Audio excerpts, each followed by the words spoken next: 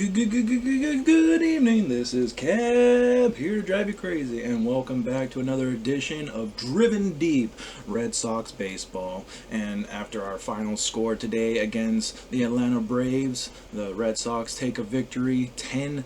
The exact same score that we had from the previous game, and pretty much almost the exact same kind of ways that all these kind of scoring ended up happening. Some late home runs to put the Red Sox up, a final run to be put up in the ninth inning by the Braves, but let's just jump straight into all the information necessary. So we'll start off with how all the scoring went around. On the top of the first, we had Hunter Renfroe, who had a single to bring in JD Martinez and Rafael Devers, so immediately going up 2-0 in the top of the first. And then we had Abraham Almonte, who was able to have a sacrifice fly, allowing Freddie Freeman to score and having it 2-1 at the bottom of the third. It was at the top of the fourth where we had Bobby Dahlbeck have a ground ball into the left field, allowing Hunter Renfroe to score, and then followed up immediately with Garrett Richards having a double for himself. Another Red Sox pitcher having a first career hit in a series against this Atlanta Braves team, allowing Bobby Dahlbeck to score and allowing the Red Sox to go up 4-1 on the top of the fourth. Immediately, though, at the bottom of the fourth, we were being caught up again when we had Enter Encarte allowing a sharp single and allowing Swayman to score and making it immediately 4-2, and then Freddie Freeman having another single right after that to make it 4-3.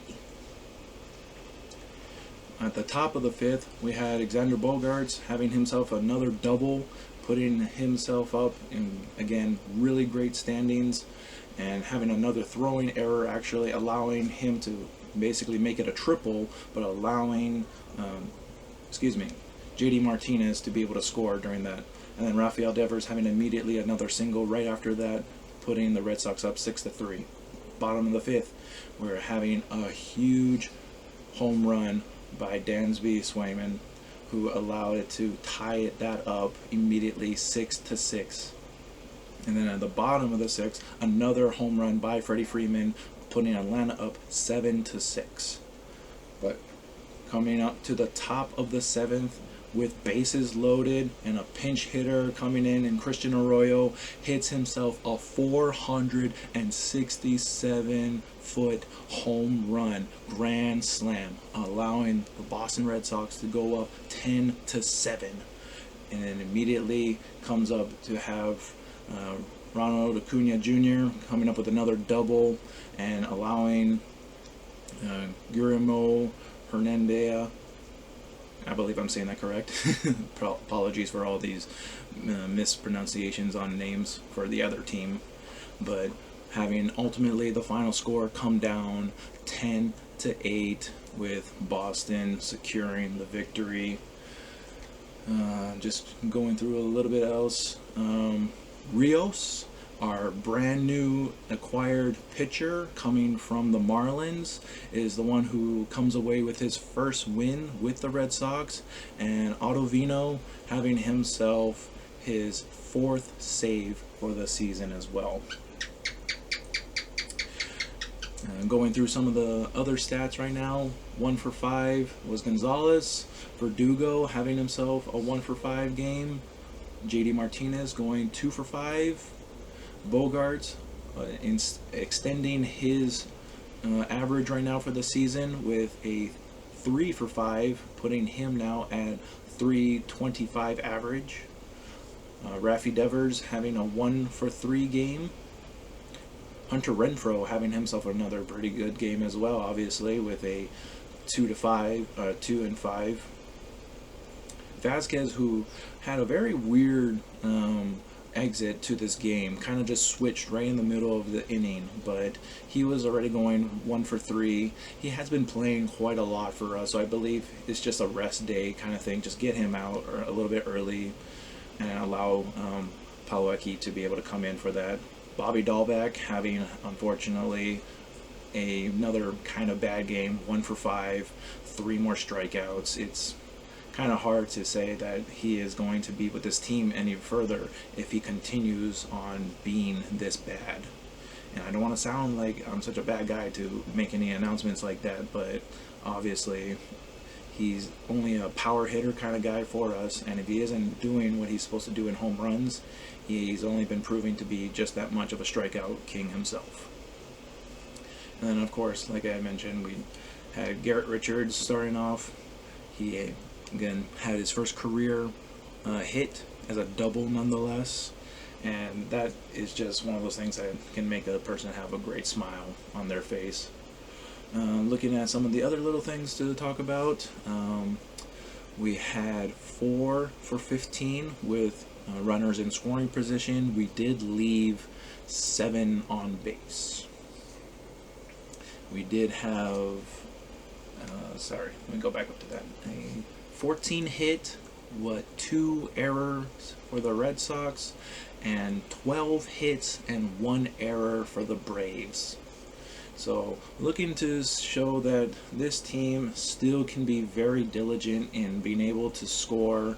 Obviously, we are starting to find out that Christian Arroyo is starting to prove to be very, very helpful on this team.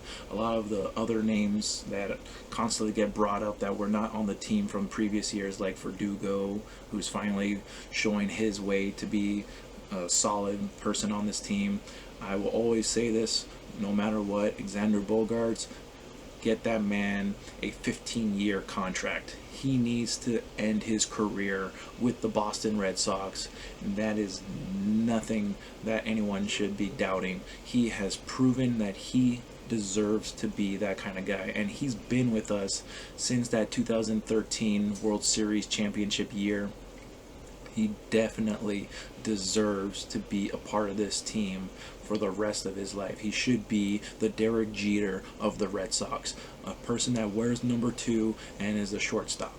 Why not allow him to be that guy, especially when he's always been very consistent for us this year? The guy who is putting up our best OPS, the guy who has the best average. We always want to talk about how JD Martinez was supposed to be the big hitting guy, how we are knowing that, Rafael Devers is on the last years of their contracts, but at the exact same time, all of those guys have been putting out to show. Verdugo, Arroyo, Kike Hernandez has been a hit and miss at times, but it really shows that this team is very diligent in being able to put up the runs, be able to put up what is necessary for them to stay in this lineup. And I can't be more happier, obviously, to know that, they are able to keep themselves in contention of games no matter what, because even though we always seem to have very off and shaky appearances sometimes when it comes to the actual, bullpen, the later parts of a bullpen has always shown that they can be and typically are able to be shut down people. Obviously with Ottavino, obviously Barnes as our closer has been proven very well for us. And the one little thing that I will always say about it too is simply, our hitters, if they are getting back into what they need to do on the field and the plate, they are just showing resilience to put up runs, so that way they can at least bail out on this bullpen. And once again, I had brought it up as well, we are expecting to have Chris Sale eventually come back into this rotation. So if he can come back in as a bullpen kind of guy to start off, maybe see who we can bring down from our starting rotation to be in the bullpen eventually, it can always work out.